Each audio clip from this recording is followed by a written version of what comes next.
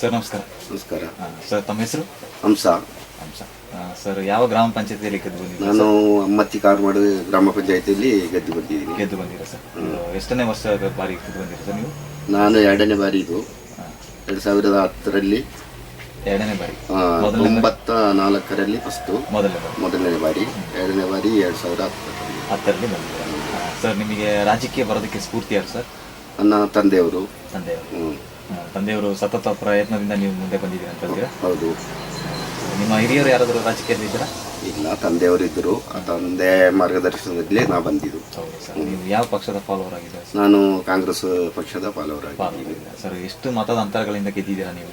ನಾನು ಗ್ರಾಮ ಪಂಚಾಯತಿಯಲ್ಲಿ ಫಸ್ಟ್ ಟರ್ಮ್ 11 ಮತಗಳ ಅಂತರದಿಂದ ಗೆದ್ದಿದ್ದೀವಿ. ಎರಡನೇ ಟರ್ಮ್ 300 ಮತಗಳ ಅಂತರದಿಂದ. ಬಹಳ ಅಂತರದಿಂದ ಗೆದ್ದಿದ್ದೀವಿ. ಒಳ್ಳೆ ಕೆಲಸ ಕಾರ್ಯಗಳನ್ನು ಮಾಡಿದ್ರಿಂದ. ಹೌದು, ಬಹಳ ಅಂತರದಿಂದ ಗೆದ್ದಿದ್ದೀರಾ. ಹೌದು ಸರ್. ನೀವು ಬೇರೆ ಸಂಘ ಸಂಸ್ಥೆಗಳಲ್ಲಿ ಯಾವ್ದ್ರಲ್ಲಿ ಗುರುತಿಸ್ಕೊಂಡಿದ್ದೀರಾ?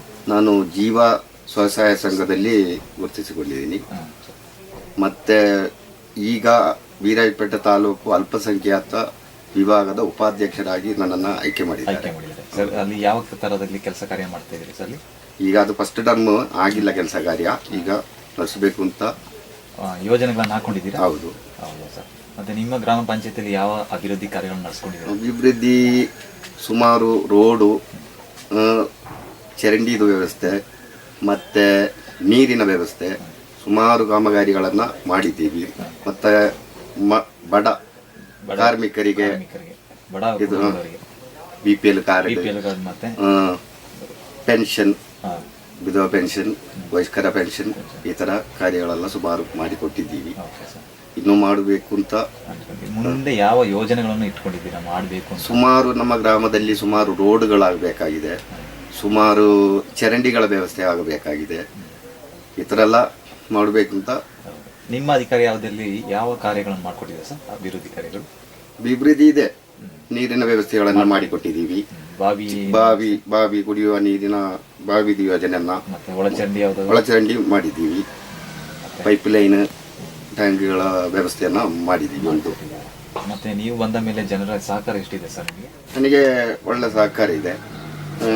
ಯಾವುದಕ್ಕೂ ನನ್ನನ್ನು ಭೇಟಿ ಮಾಡಿ ಆ ಕಾರ್ಯ ಮಾಡಿಕೊಡಿ ಅಂತ ಹೇಳ್ತಾ ಇದ್ದಾರೆ. ನಾನು ಎಲ್ಲರ ಇದಕ್ಕೆ ಸ್ಪಂದಿಸ್ತಾ ಇದ್ದೀನಿ.